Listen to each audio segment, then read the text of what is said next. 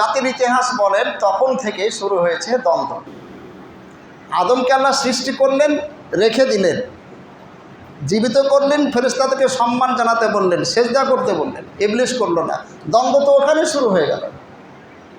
আল্লাহর সাথে চ্যালেঞ্জ দিয়ে আসছে। আল্লাহ বলেন, যা তোকে সব দিলাম, যা চাইলে দিলাম।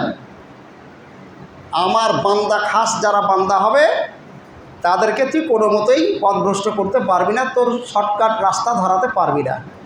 যা পর, তুই আজীবন প্রচেষ্টা চালিয়ে যা। আর জেনে রাখ, তোর চালাচামুন্ডা যারা হবে, তোর সাথী, তোর অনুসারী যারাই হবে, তাদেরকে এবং তোকে সহ আমি জাহান্নামে ভরবই ভরবো। ইবলিস বলছে, আমি একাই জাহান্নামে যাব না, যার কারণে আমার এই দুর্দশা, তার বংশধরকে আমি সব জাহান্নামে নিয়ে যাব।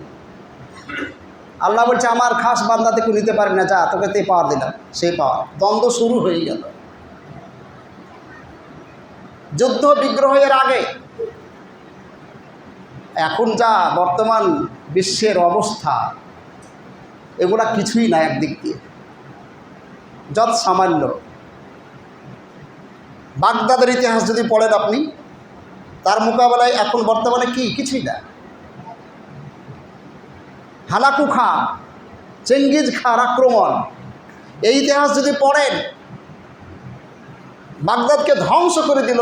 ইসলামী খেলাফতের সাম্রাজ্যের মারকাজ, জ্ঞান বিজ্ঞানের, সাহিত্যের, হাদিস কোরআনের, তাফসিরের, ফিকহের যে মারকাজ বাগদাদ, ধ্বংস করে দিল। হত্যাযজ্ঞ চলল। কারা করেছিল? ওই চেঙ্গিজ খারা, হালাকু খারা, যারা বর্বর, মঙ্গোলিয়া, চীনের উত্তরে একটা দেশ আছে মঙ্গোলিয়া, সেখান থেকে তারা বেরিয়ে এসে এই ধ্বংসযজ্ঞ চালালো। ছিল কি ওখানে ঝামেলা? জোরে আমিন, আস্তে আমিন। জোরে আমিন বলতে হবে না আস্তে আমিন বলতে হবে, এই নিয়ে দ্বন্দ্ব।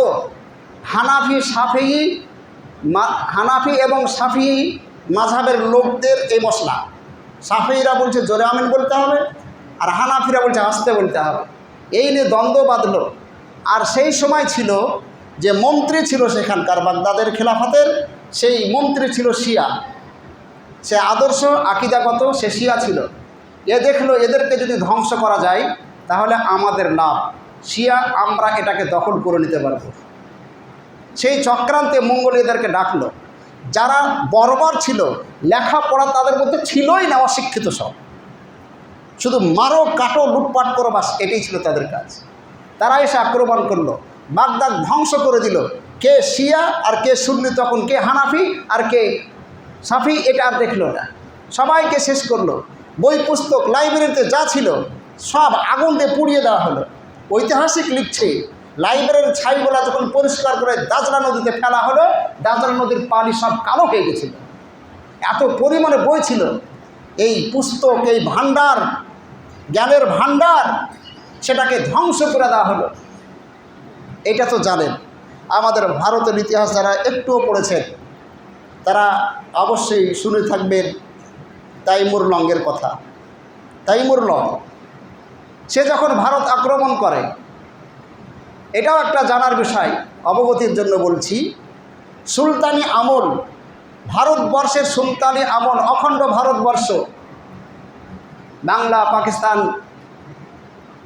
এবং এই ভারতবর্ষ, এই যে মিলিত, এই ভারতবর্ষের দিকে মঙ্গোলিয়ারা আসার সাহসই পেত না।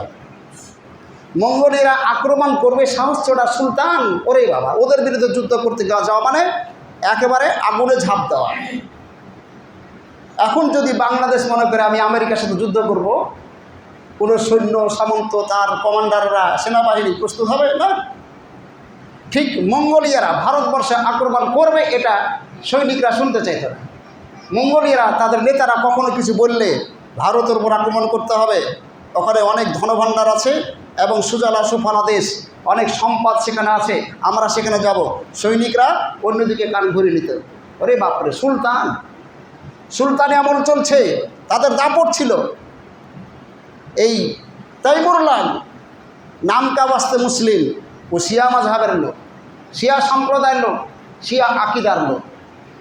এবার কাবুল কান্দাহার জয় করে এক মুসলিম শাসকের সাথে বাদশার সাথে গাদ্দারি করলো, বন্ধুত্ব স্থাপন করলো, যুদ্ধে পরাজিত করতে পারল না, সন্ধি চুক্তি করলো এবং বন্ধুত্ব স্থাপনের তাকে প্রস্তাব দিয়ে এই তৈমুর লং তাকে ডেকে তার বাড়িতে হত্যা করে দিল।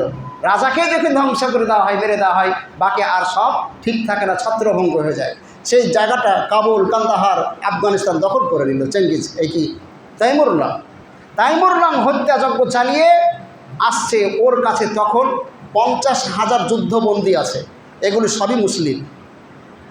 কাবুল কান্দাহার আফগানিস্তান থেকে আসছে যে এসব মুসলিমদেরকে যুদ্ধবন্দী ধরা আছে তার। দিল্লির ওপর আক্রমণ করার সময়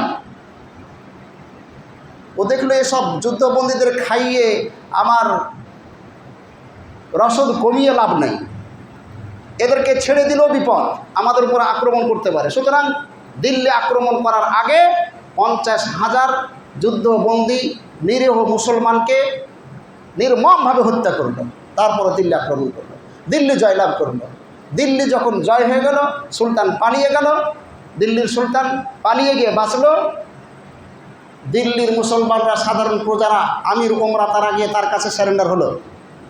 আমাদের সুলতান ছিল, ও চলে গেছে, আপনি আমাদের সুলতান, এখন আপনি আমাদের বাদশাহ সম্রাট, আপনি আমাদের দেশ চালান, যেভাবে বলবেন আমরা সেভাবে চলব, আমরা বশ্যতা বা আপনার বাদশাহী স্বীকার করে নিলাম।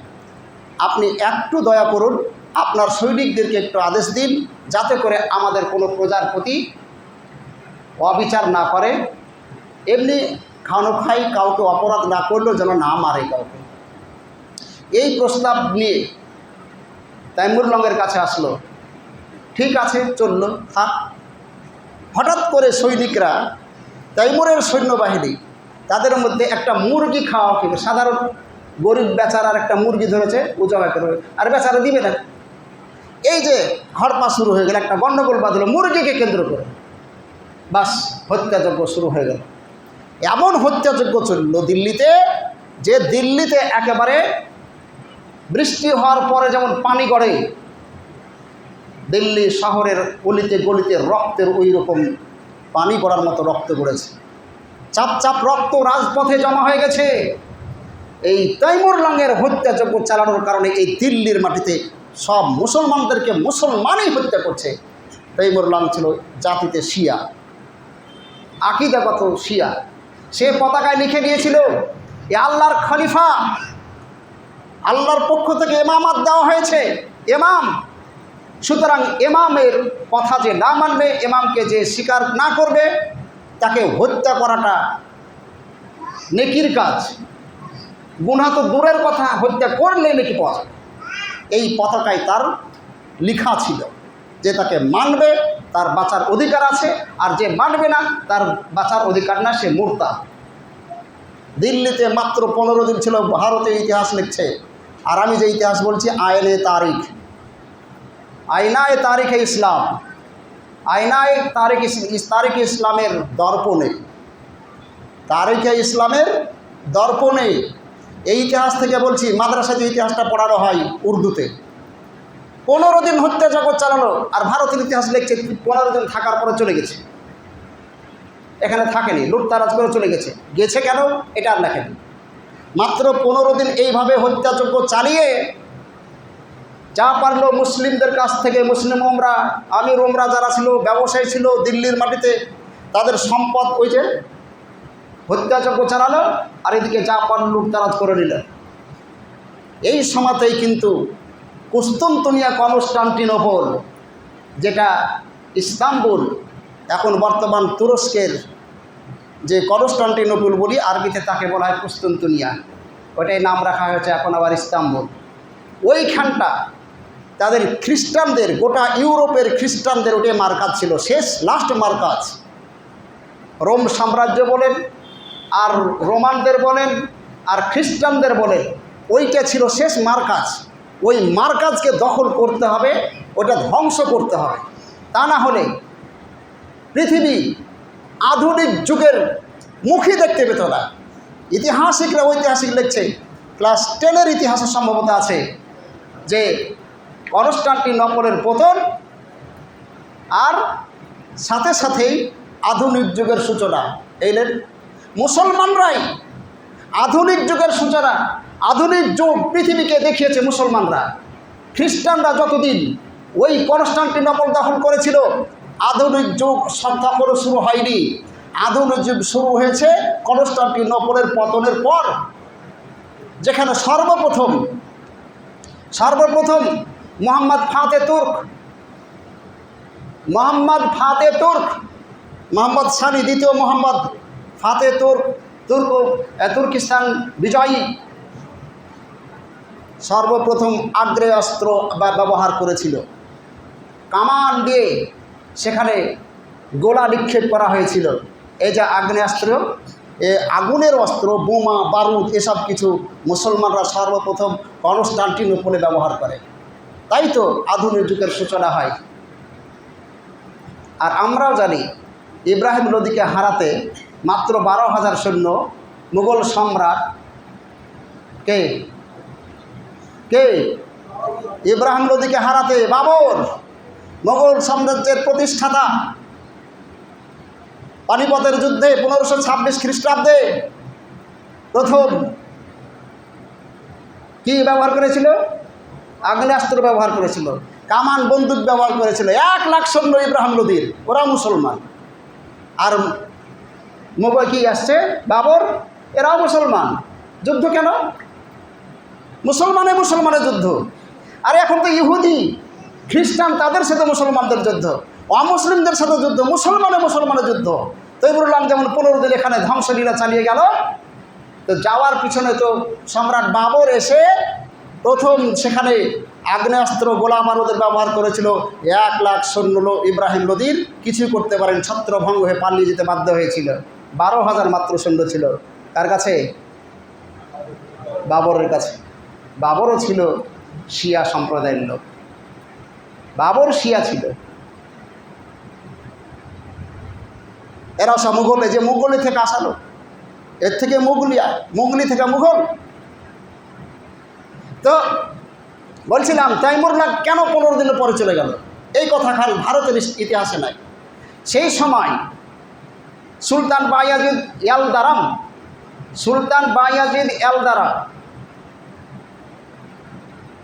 1453 খ্রিস্টাব্দে তুরস্কের সেই ইস্তাম্বুল, তাদের দুর্গ কনস্টান্টিনোপল, কুস্তুনতুনিয়া যাকে আরবিতে বলা হয়েছে, সেই কনস্টান্টিনোপলের দুর্গকে অবরোধ করেছে। খ্রিস্টানদের সম্ভব হচ্ছে না। এলদারাম মানে বিদ্যুৎ, আকাশে যে বিদ্যুৎ চমকায় সে বিদ্যুৎ। সুলতান বায়াজিদ এলদারাম যেদিকে অভিযান চালাতো, বিদ্যুৎ পতিত তার সৈন্যবাহিনী ছুটত, তার প্রতিবাদ করার ক্ষমতা অন্য কারো ছিল না। তাই তাকে এলদারাম পদবি দেওয়া হয়েছে, টাইটেল দেওয়া হয়েছে। সুলতান বায়াজিদ এলদারাম যখন 1453 খ্রিস্টাব্দে কনস্টান্টিনোপল অবরোধ করল, খ্রিস্টানদের সমস্ত শক্তি তার সেখানে প্রয়োগ করে যেন আজকে উদ্ধার করতে পারবে না, সমস্ত শক্তি দিয়ে সেটাকে যে কোনোভাবেই উদ্ধার করতে হবে, তাকে মানে কনস্টান্টিনোপলকে বাঁচিয়ে রাখতে হবে। পারা যাবে না, সম্ভব হবে না। তাই মেসেঞ্জার পাঠিয়ে দিল, ছুটে যাও, এখনই ছুটে যাও। তৈমুরুল্লাহ দিল্লিতে পৌঁছেছে, ওখান থেকে তাকে প্রস্তাব দিল, অর্ধেক সাম্রাজ্য তোমার, অর্ধেক সাম্রাজ্য আমাদের, কনস্টান্টিনোপল থাকলেই হলো, বাকি অর্ধেক সাম্রাজ্য তুমি সব নিয়ে নেবে, কোনো কিছু যায় আসে না। এই সময়তে এখান থেকে, তাই তো মাত্র 15 দিন এখানে থাকার পরে ডাক পড়লো ভারতকে ফেলে দিয়ে, ভারতবর্ষ ছেড়ে দিয়ে তৈমুরুল্লাহ তার সৈন্যবাহিনী সমস্ত সোনা দানা, যেটা বইতে কম কিন্তু দামি পদার্থ, সেগুলি নিয়ে ছুটলো, আক্রমণ হারলো পিছন থেকে সুলতান বায়াজিদ এলদারামকে। 50 বছরের জন্য আবারও সেটা পিছিয়ে গেল। কনস্টান্টিনোপল, কুস্তুনতুনিয়া জয়লাভ মুসলমানদের হাতে আসতে হবে। রাসূলের ভবিষ্যৎবাণী ছিল, রাসূল বলে গেছিলেন কনস্টান্টিনোপল, কুস্তুনতুনিয়া এমন একটা জায়গা, ওইটা মুসলমানদের হাতে আসবে, মুসলমানদেরকে সেই জায়গা দখল করতে হবে। আর ওই জায়গা দখল করার জন্য ওই যুদ্ধাভিযানে যারা অংশগ্রহণ করবে, আদনা সিপাহী হিসাবে যারা সেখানে অংশগ্রহণ করবে, তাদেরকে সুপারিশ করে জান্নাত নিয়ে যাওয়ার দায়িত্ব আমি নিলাম। কি ছিল কনস্টান্টিনোপলে, যার দরুন আল্লাহ রাসূল অত আগে বলে গেলেন এই কনস্টান্টিনোপলকে এর পতন ঘটাতেই হবে, একে মুসলমানদেরকে জয়লাভ করতেই হবে, ইউরোপের খ্রিস্টানদের আখড়া ভাঙতেই হবে। আখড়া, ভাষাটা বলছে আখড়া, কারণ ওইটা না ভাঙলে না জানি কি হবে। রাসূল ভবিষ্যৎবাণী বললেন কনস্টান্টিনোপলে যারা সিপাহী হিসাবে অংশগ্রহণ করবে তাদের সুপারিশ করা আমি দায়িত্ব নিলাম, আমি তাদের জন্য সুপারিশ করব। আপনাদের অবগতির জন্য বলছি, রাসূলুল্লাহ সাল্লাল্লাহু আলাইহি সাল্লামের এই হাদিস শোনার পরে ভালো গা, হ্যাঁ এই তো একটু বলে নিই, তারপরে তোমাকে দিয়ে দিই। না, একবারই নামাজ, আলোচনা শেষে নামাজ। বলছিলাম কনস্টান্টিনোপলে যারা সাধারণ সিপাহী হিসাবে অংশগ্রহণ করবে তাদের জন্য আল্লাহ রাসূল সুপারিশ করবেন। এই আশায় সাহাবাই কেরাম ওসমান রাদিয়াল্লাহু তাআলা আনহুর খেলাফত আমল থেকেই, যখন ওসমান রাদিয়াল্লাহু তাআলা আনহু মুসলিম জাহানের খলিফা হলেন, তারপরে ওখানে প্রথম অভিযান চালিয়েছিলেন। সেই অভিযানে আল্লাহর রাসূলের মেজবান আবু আইয়ুব আনসারি, বুড়া সাহাবি, 80 বছর প্লাস বয়স, সে সময় তো তিনি বলছেন আমিও এই যুদ্ধে অংশগ্রহণ করব, কারণ ওখানে গেলেই তো আমি আল্লাহ রাসূলের সুপারিশ পাব। আবু আইয়ুব আনসারি ওই যুদ্ধে অংশগ্রহণ করলেন। জলপথে অভিযান ছিল, যুদ্ধজাহাজ জলপথে, নৌবহর নিয়ে ছুটলেন সেখানে। আবু আইয়ুব আনসারির অসুখ হয়ে গেল, জ্বর হয়ে গেল, পেরে উঠলেন না, তাকে নামানো হলো জাহাজ থেকে বটে, কিন্তু আর বাঁচলেন না, মারা গেলেন সেখানে, তাকে কবর দেওয়া হলো ওখানেই। পরবর্তীকালে মুহাম্মদ ফাতে তুর্ক, দ্বিতীয় মুহাম্মদ যখন জয়লাভ করলেন, সেই মসজিদের যেখানে কবর আছে তার পাশেই একটা মসজিদ তৈরি করেছে, আবু আইয়ুব আনসারি মসজিদ নামেই পরিচিত, এখনও সেটা আছে। তখন থেকে ওসমান রাদিয়াল্লাহু তাআলার জামানা থেকে কনস্টান্টিনোপলের উপর আক্রমণ চলছে, অভিযান চলছে, মুসলমানরা জয়লাভ করে ওঠে না। সুলতান ইয়াজিদ ইয়ালদারাম যখন জিতব, সে জায়গাটাকে জয়লাভ করবে এই মুহূর্তে তৈমুরলাংকে পিছন থেকে আক্রমণ করে তাকে খাঁচাই বন্দি করা হলো, না খাইয়ে সুলতান বায়াজিদ ইয়ালদারামকে হত্যা করা হলো, মেরে ফেলা। এই ধ্বংসযজ্ঞ, এই হত্যালীলা এখন যা চলছে তা আরও কত গুণ বেশি হয়েছে আল্লাহ মান। আপনারা জানেন স্পেনের ঘটনা আপনারা জানেন, এপ্রিল ফুলের ঘটনা আপনারা জানেন, যেখানে একই দিনে কর্ডোভার সেই শহরের মধ্যে একই দিনে একই টাইমে মসজিদের মধ্যে ঢুকিয়ে সমস্ত মুসলমানদেরকে হত্যা করা হয়েছিল, আগুন দিয়ে পুড়িয়ে দেওয়া হয়েছিল। আর রানী ইসাবেলা, জর্জ ফার্নান্ডেজ তারা নেচেছে, গান গেয়েছে, আর মুসলমানদেরকে বোকা বানালাম। এপ্রিল মাসের 1 তারিখে ফুল বোকা, ফুল, এপ্রিল ফুল। আরে বোকা মুসলমানরা, এখন মুসলমানরাও এপ্রিল ফুল মানায়, ওরা খ্রিস্টানদের কাজ। গোটা স্পেনে সমস্ত মুসলমানদেরকে একবারে শেষ করে দেওয়া হলো। মুসলমানদেরকে হয় মরতে হবে আর না হলে ধর্মান্তরিত হতে হবে। তো ওইখানে তো মারলো যা, 7 লাখ মুসলমানকে মেরেছে একই টাইম। স্পেন থেকে মুসলিম উৎখাত, যারা পালিয়ে বাঁচলো, আর না হলে বেঁচে আছো তো তুমি খ্রিস্টান হও, আর না হলে হত্যা করা হবে। যা পারলো তাই হলো, শেষ। মুসলমানদের চিহ্ন আর রাখা যাবে না। আপনারা ইতিহাস শুনেছেন, সোভিয়েততন্ত্রে যে সাধারণতন্ত্র প্রতিষ্ঠিত হয়, সেসব জায়গা মুসলিম এলাকা যেগুলা, উজবেকিস্তান, তাজিকিস্তান, কিরগিজস্তান, তুর্কমেনিস্তান ইত্যাদি যে সমস্ত দেশগুলি আছে, এখন বর্তমান মুসলিম দেশ নামে পরিচিত হয়েছে, স্বাধীনতা পেয়েছে। কোথাও 80% মুসলিম, কোথাও 90-95% পর্যন্ত মুসলিম আছে। একই সময়ে সমস্ত আলেম এবং আলেমদের মতো মাদ্রাসার ছাত্র শিক্ষককে একই টাইমে তাদেরকে গুলি করে হত্যা করা হয়েছে, ইসলামকে ধ্বংস করার জন্য। এইরকম পরিস্থিতির সামনে আমরা এখনও আছি। বলছিলাম বর্তমান সময়েও আমাদের পৃথিবীতে মুসলমানদের বিভিন্ন জায়গায় মুসলমানদের উপরে অত্যাচার নির্মমভাবে চলছে। সবটাই খারাপ, জুলুম ছোট হোক বড় হোক সবটাই খারাপ, বিপদ ছোট বড় সবটাই খারাপ, ভালো কোনোটাই নয়। তবে কিছু মানুষ এমন কথা বলছে এইসব, এই যে এর মাধ্যমে ইরানের নেতা আয়াতুল্লাহ খোমেনিকে বলছে আল্লাহর নবীর বংশধর, আল্লাহ নবীর বংশধর। এই ইমাম মাহাদি চলে এসেছে। কত রকমের কথা আপনারা বেশি বলতে পারবেন। জেনে রাখেন, আগেই বলেছি, ভারতবর্ষের ইতিহাস দেখবেন তো দেখেন, মোহাম্মদ আলী জিন্না ছিল শিয়া, ভারতকে ভাগ করে চলে গেল পাকিস্তান নিয়ে। বাংলাদেশে যুদ্ধ করেছে আইয়ুব খান, শিয়া ছিল। বাংলাদেশের মাটিতে 30 লাখ মানুষকে হত্যা করেছে, মুসলমানকে 2 লাখ মহিলাকে ধর্ষণ করেছে। এমনি করেনি, শিয়াদের মতের বিরুদ্ধে যারাই যাবে তাদেরকে হত্যা করা, তাদেরকে গোলামি পরিণত করা, তাদের মেয়েরা তাদের জন্য হালাল। যত ওই মানে ক্যাম্পে নিয়ে গিয়ে মুসলমানদেরকে ধর্ষণ করেছে মেয়েদেরকে, এসব শিয়া মতের কারণে আমি ভাবতাম, আশ্চর্য হতাম যে কীভাবে শুধু মুসলমানের বাংলাদেশে এই স্বাধীনতা নিয়ে যে লড়াই হলো, আন্দোলন হলো, তাতে 30 লাখ মুসলমান মারা গেল সরকারিভাবে, যেটা গুনতি, আর 2 লক্ষ মহিলা ধর্ষিত হলো। শুধু মুসলমান তো সবাই, কে মুসলমানদেরকে ধর্ষণ করলো রে বাবা? জানতে পারা যাচ্ছে এখনকার একটু তথ্য জানতে গিয়ে যে আইয়ুব খানও ছিল শিয়া। এই শিয়াদের আক্রমণে শিয়াদের কাছে মত হলো সুন্নি, আহলে হাদিস হোক, হানাফি, শাফি, মালিকি, হাম্বলি, এরা সুন্নি, এদেরকে মারো, এদেরকে কাটো, তাদের মেয়েগুলোকে নিজের স্ত্রীর উপপত্নী হিসাবে ব্যবহার করো, দাসীতে এদেরকে পরিণত করো, এদেরকে হত্যা করো, এদেরকে মেরে ফেলো, কোনো অসুবিধা নাই। বাংলাদেশে একটা বক্তা আছে, ভালো আলোচনা করে, হানাফি মাযহাবের লোক, তারপরে কথাগুলো ঠিক বলে, জসিমউদ্দিন রহমানী। ওর বক্তব্য শুনবেন। ও বলছে বক্তব্যে, তার বক্তব্যে আমি হাকিকাত বল, তার বক্তব্য নকল করছি।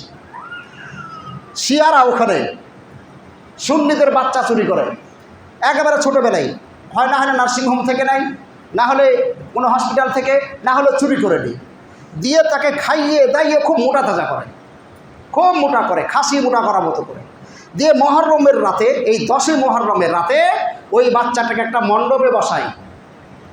মণ্ডপে বসিয়ে এই শিয়ার মানুষেরা ওই যে জারি করে তখন তাকে ওই বাচ্চাটাকে ছোট ছোট চাকু দিয়ে আঘাত করে। এমনি আঘাত করতে করতে করতে একটা সময় সে মারা যায়। তারপর আরেকটা নিয়ে আসে, তারপর আরেকটা নিয়ে আসে, গোটা রাত এরকমভাবে চলে। জসিমউদ্দিনের বক্তব্য যে তারা প্রতিশোধ নিচ্ছে। এই শিয়াদের আকীদা বলছিলাম, এই যে আয়াতুল্লাহ খোমেনি ইমাম কেন হলো? আলী রাদিয়াল্লাহু তাআলা আনহু পর্যন্ত, হযরত আলী রাদিয়াল্লাহু তাআলা বলে নাকি? আপনারাও বলেন, আমরাও বলি, সবাই বলে, আমাদের প্রচলন আছে। আবু বকর রাদিয়াল্লাহু তাআলা আনহু কোরআনে হাদিসে আরবি ভাষাতে যেখানে নাম এসেছে শুধু তাদের নাম এসেছে আবু বকর রাদিয়াল্লাহু তাআলা আনহু, ওমর রাদিয়াল্লাহু তাআলা আনহু, ওসমান রাদিয়াল্লাহু তাআলা আনহু। সাহাবীদের নামের শেষে রাদিয়াল্লাহু পড়তে হবে, আপনাকে বলতে হবে। যেমন রাসূলের নাম শুনলে সাল্লাল্লাহু আলাইহি সাল্লাম পড়তে হবে, সাহাবীদের নাম বললে রাদিয়াল্লাহু তাআলা আনহু পড়তে হবে। তো সেখানে দেখবেন কোনো জায়গাতে হযরত নাই। আরবি হাদিস খুলুন, মূল হাদিস, সেখানে হযরত নাই। যেমনি অনুবাদ করবেন উর্দুতে বাংলাতে হযরত আবু বকর, আজীব কথা। মূল আরবিতে আবু বকর রাদিয়াল্লাহু তাআলা আনহু, যেমনি বাংলাতে অনুবাদ করছেন হযরত আবু বকর, উর্দুতে অনুবাদ করছেন হযরত আবু বকর। তো মানের নাম হযরত হযরত হযরত হযরত আবু বকর, হযরত ওমর, হযরত ওসমান, হযরত আলী। ইমাম হোসেন কেন? হোসাইন রাদিয়াল্লাহু তাআলা নামের শুরুতে ইমাম কেন? হাসানের নামে ইমাম হাসানের কেন ইমাম কেন? জাইনুল আবেদিনের নামের আগে ইমাম কেন? এটা শিয়াদের তৈরি করা। কারণ ওদের আকীদা হলো ইমামগণ, ইমাম যারা হবেন নবীদের চাইতে তাদের মর্যাদা উপরে, ইমামদের মর্যাদা নবীদের চাইতে বেশি। ইমামরা সব কিছু জানেন, আগে পেছের খবর, গায়েবের খবর, নবীগণ গায়েবের খবর জানতেন না, শিয়াদের বিশ্বাস এটা। নবীরা গায়েবের খবর জানতেন না, ইমামরা গায়েবের খবর জানেন। ইমামদের কাছে এখনও ফেরেশতা আসে, এই বিশ্বাস। তাই আলী রাদিয়াল্লাহু তাআলা চলে গেলেন, তার নামের আগে ইমাম নাই। হাসান হোসাইন আরবিতে দেখেন কোনো জায়গাতে ইমাম শব্দটা শুরুতে নাই।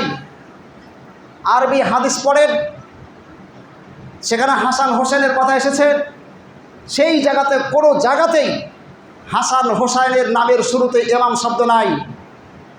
যেমন হযরত শব্দ নাই, ঠিক ইমাম শব্দও নাই। আমাদের দেশে এই প্রচলিত বাংলা এবং উর্দুতে অনুবাদ যখনই আছে হযরত আবু বকর, হযরত আলী, কিন্তু ওই রকমই হযরত হোসাইন রাদিয়াল্লাহু তাআলা হতো, হযরত হাসান হতো। কেন ইমাম শুরু হলো? এই যে 12 ইমামপন্থী, কারণ ইমামরা হলো তাদের কাছে নবীদের চাইও বেশি সম্মানিত।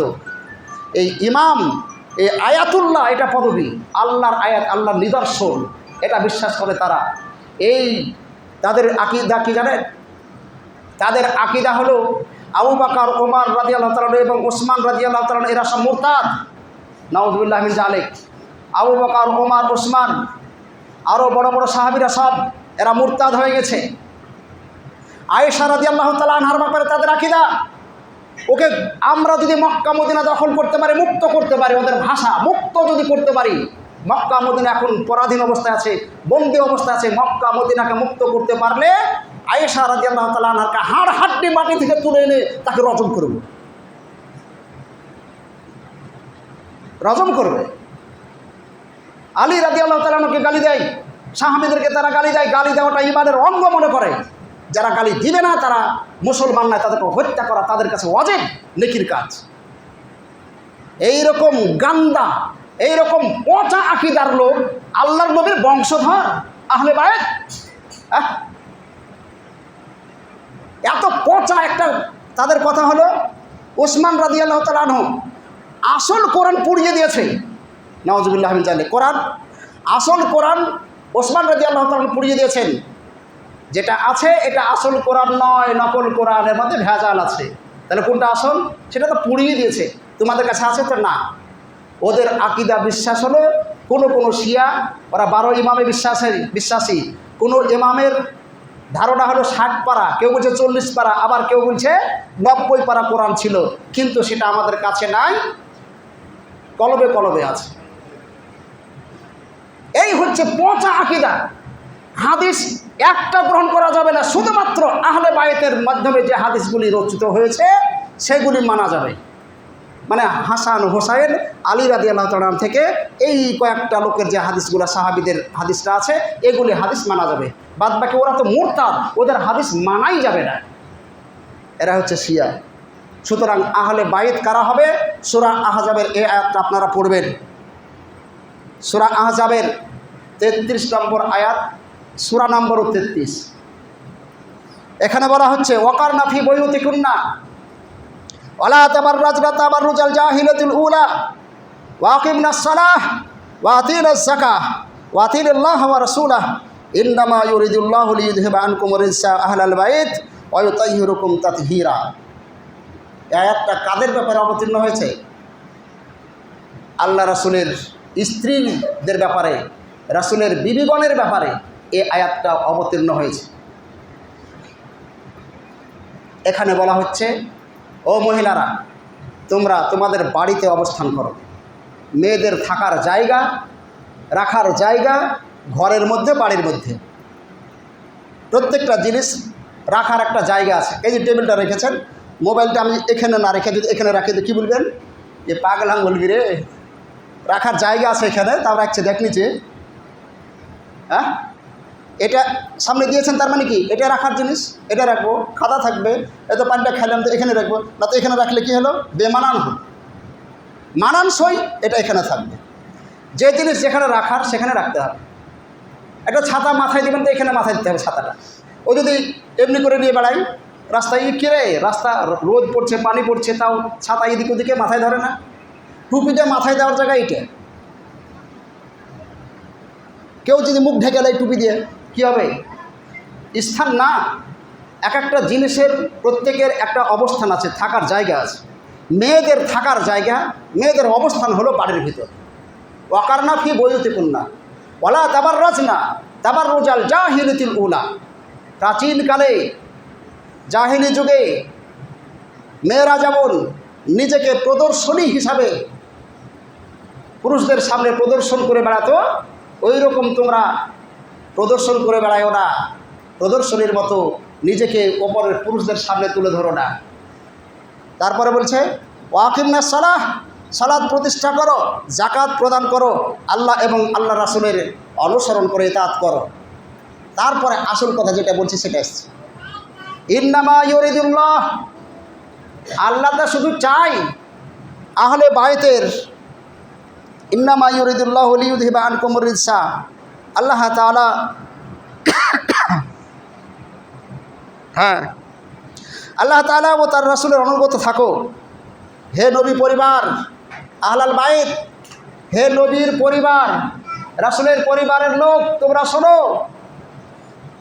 আল্লাহ তো শুধু চায় যে তোমাদের থেকে অপবিত্রতা দূর করবে, তোমাদেরকে পবিত্র করবে, পাক সাফ করবে, শারীরিকভাবে, আধ্যাত্মিকভাবে, পাপ পঙ্কিলতা থেকে, অন্যায় অবিচার থেকে, মন্দ কাজ থেকে পবিত্র করবেন আল্লাহ। কাদেরকে? আহলে বাইতকে। ইন্নামা ইউরিদুল্লাহু আইয়ুতাহহিরা আহলাল বাইত লিইউযহিবা আনকুমুর রিজসা আহলাল বাইত ওয়া ইউতাহহিরুকুম তাতহীরা। পরিপূর্ণভাবে আল্লাহ তাআলা তোমাদেরকে পবিত্র করবেন, সার্বিকভাবে সকল দিক থেকে পবিত্র করবেন, পাক পবিত্র করবেন। এটাই আল্লাহর ইচ্ছা। তোমরা বাড়ির মধ্যে থাকো মেয়েরা। এই আয়াতটা আল্লাহ রাসূলের পরিবার সম্পর্কে অবতীর্ণ হয়। আহলুল বাইত, আহলে বাইত বলতে আল্লাহ নবীর স্ত্রীগণ। কোনো মানুষের পরিবারের প্রথম ব্যক্তি কে হবে? তার স্ত্রী হবে, তার সন্তানেরা হবে, যটায় সন্তান থাকবে সেগুলো সবাই হবে। স্ত্রী একাধিক থাকলে একাধিক স্ত্রী সবগুলাই হবে। আল্লাহ রাসূলের সকল স্ত্রীগণ রাসূলের আহলে বাইত, রাসূলের পরিবার। অনুরূপভাবে তার চাচা, রাসূলের বাপ মা ছিল না, তার চাচা আব্বাস রাদিয়াল্লাহু তাআলার কথা বলছেন, তারপরে হামজা রাদিয়াল্লাহু তাআলার কথা বলছেন, ইত্যাদি ইত্যাদি। তার আরও মেয়েরা ছিল, তারাও আহলুল বাইত। ফাতেমা ছাড়া আরও তো 3টে মেয়ে ছিল, তাদের সন্তানেরাও হাসান হোসাইন যদি হয় তারাও আহলে বাইতের অন্তর্ভুক্ত, তারাও নাতি নাতনি। কুলসুম, রোকাইয়া, জাইনাব। জাইনাবের একটা মেয়ে ছিল, তার নাম উমামা, যাকে কাঁধে করে রাসূল নামাজের সময়তে যাকে কাঁধে করে নামাজ পড়েছেন। উমামা বিনতে জাইনাব রাসূলের বড় মেয়ে, জাইনাবের সন্তান মেয়ে উমামা। সে রাসূলকে জাপটে ধরেছে, নামাজে দাঁড়িয়েছেন, যখন কেরাত করছেন তখন ঘাড়ে, রুকুতে যাচ্ছেন, সেজদা যাচ্ছেন তখন রেখে দিয়েছেন। সেই উমামা তাকে বিয়ে করেছিলেন হযরত আলী। আলী রাদিয়াল্লাহু তাআলা আনহুর স্ত্রীদের মধ্যে একজন স্ত্রী নিজ শালিকা বড় শালীর মেয়ে উমামাকে বিয়ে করেছেন ফাতেমার মৃত্যুর পরে। ফাতেমার মৃত্যুর পরে খালু হয়ে গেলে সব না, খালুর সাথে বিয়ে যায় যাচ্ছে যখন খালা না থাকবে। কথা বুঝতে পারেননি? খালু হয়ে গেলে আপনার বাপ নাই। খালু আর মামু এক জিনিস না। মামুর সাথে কোনোদিনই বিয়ে চলবে না, মামুর সাথে কোনোদিন বিয়ে চলবে না। খালুর সাথে বিয়ে চলবে কখন? খালা যখন না থাকবে। এই দেখেন হযরত আলী বিয়ে করছেন, আলী রাদিয়াল্লাহু তাআলা বিয়ে করছেন তার বড় শালীর মেয়ে উমামাকে, যে উমামাকে আল্লাহ রাসূল ঘাড়ে করে নামাজ পড়েছেন সেই উমামা। তাহলে আল্লাহ রাসূলের আহলে বাইত শুধু হাসান হোসাইনের বংশধর নয়, আল্লাহ রাসূলের সমস্ত পরিবারই ছিল আহলুল বাইত। এই আয়াতটায় আহলে বাইত বলা হয়েছে যাদেরকে রাসূলের পরিবারের লোককে। তবে বিল খুসুস কিছু কিছু কথা আছে হাসান হোসাইনের ব্যাপারে। যেমন মুবাহালা যখন করেছিল তখন হাসান হোসেন, ফাতেমা, আলী সবাইকে নিয়ে গিয়েছিলেন। তো একটা প্রেক্ষাপট দেখলেই তারাই শুধু আহলে বাইত হয়ে যাবে, আর তাদেরই অনুসারীরাই আজকে আহলে বাইতের অনুসারী হবে, মানে দাবিদার হবে, তারাই রাসূলের বংশধর হিসাবে। আর সেটা আবার শিয়া, ওই গন্দা, ওই রাফেজি যারা, তারা হতেই পারে না। আহলে বাইত সম্পর্কে ধারণা নিয়ে আসতে হবে আরও বেশি বেশি। আমাদের পড়া দরকার এই ব্যাপারে, আমাদের কোনো আগে থেকে ভাবনা চিন্তা করেনি। এখন একটু ভাবতে যে দেখছি যে আহলে বাইত কারা, শুধু কি ফাতেমার ছেলে মেয়ে হাসান হোসাইন, না রাসূলের আর সমস্ত স্ত্রীগণ? হ্যাঁ, অবশ্যই আল্লাহ রাসূলের আর সমস্ত স্ত্রীগণ তারাও রাসূলের আহলে বাইতের অন্তর্ভুক্ত। সুতরাং এত গান্দা রাফেজি গোষ্ঠী যারা শিয়া আছে, এদের আকিদা মারাত্মক গান্দা আকিদা, দুর্গন্ধময় পচা আকিদা। আর এরা আজীবন মুসলমানদেরকে ক্ষতি সাধনে তারা কোনো রকমের তাদের কৃপণতা করেনি। মক্কা মদিনার ওপর আক্রমণ, মুসলিম দেশগুলি, ভারত মানে মধ্যপ্রাচ্যের আরব দেশের যত মুসলিম দেশ আছে সেখানে এমন একটা দেশ নাই, এমন একটা রাষ্ট্র নাই যেখানে ইরানের পক্ষ থেকে হামলা না হয়েছে, ইরানের পক্ষ থেকে সংগঠন তৈরি করা রাখা হয়েছে।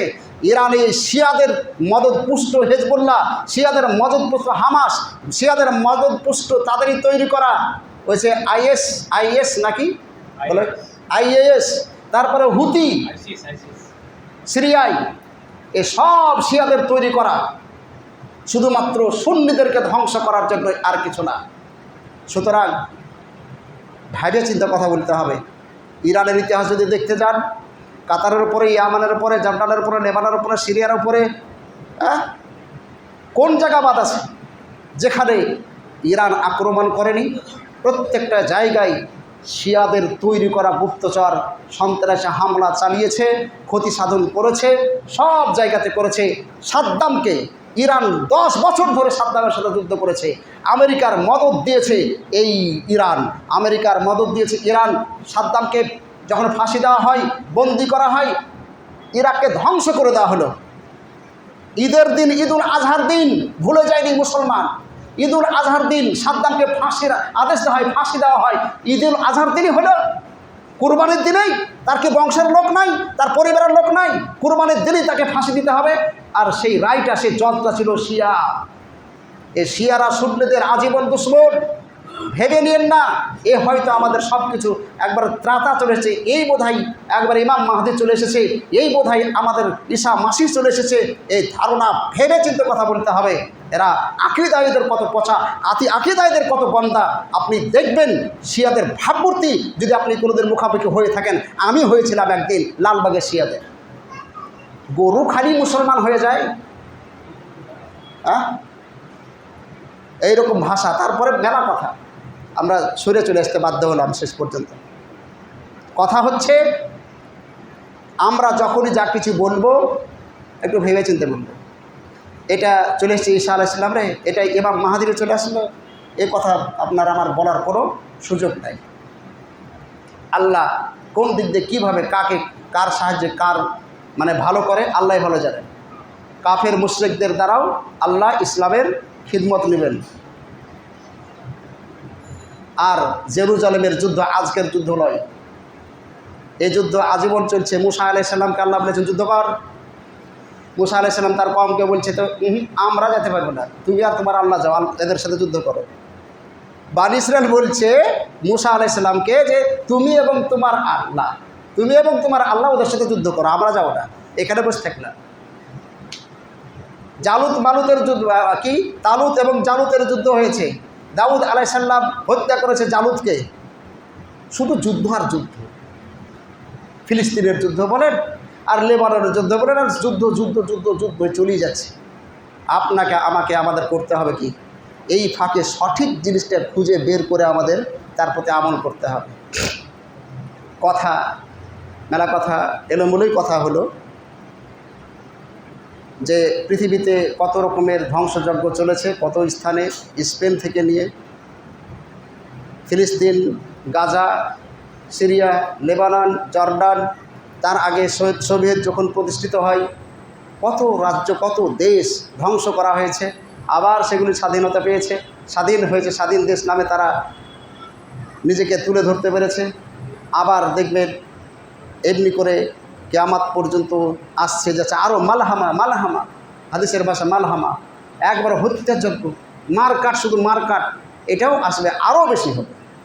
সুতরাং আমাদেরকে সবসময় ফিরে আসতে হবে কোরআন এবং সেই হাদিসের দিকে, এবং যার আমরা অনুসরণ করব, যাকে আমরা মান্যতা দিব, তার আকীদা কী, তার আকীদাটা কী, এটাও আমাদেরকে কিন্তু চয়েস করে নিতে হবে, বেছে নিতে হবে। তার আকীদা বিশ্বাস কী আছে। ওপরে ওপরে ভালো কাজ দেখলেই সে যে সবচেয়ে ভালো হয়ে যাবে তা নয়। আকীদাটা হচ্ছে মূল বিষয়। ইমানকে পোক্তা রাখতে গেলে আকীদাকে আপনার ঠিক রাখতে হবে। আকীদা যেন ঠিক হয়। আকীদায় গোলমাল হয়ে গেলে কোনো আমলে আপনাকে আর বাঁচাতে পারবে না। আমল যদি একটু গোলমাল হয়, আকীদা যদি ঠিক থাকে, আপনি বাঁচতে পারবেন, আশা করা যায়। সুতরাং আসেন, কোনো মানুষকে কিছু সার্টিফাই করতে গেলে আগে আমাকে তদন্ত নিয়ে তারপরে বলতে হবে। আল্লাহ যেন আমাদের সে তৌফিক দান করেন। আমরা কোনো রকম হুজুগে কান দেব না, সঠিক জিনিস জানার আপ্রাণ চেষ্টা করব। আল্লাহ তুমি আমাদের সে তৌফিক দান করো, আমিন। আকুলি কাউলি হাযা আস্তাগফিরুল্লাহ লি ওয়া লাকুম ওয়া লিসাইরিল মুসলিমিন ওয়া আখিরু দাওয়ানা আলহামদুলিল্লাহি রাব্বিল আলামিন।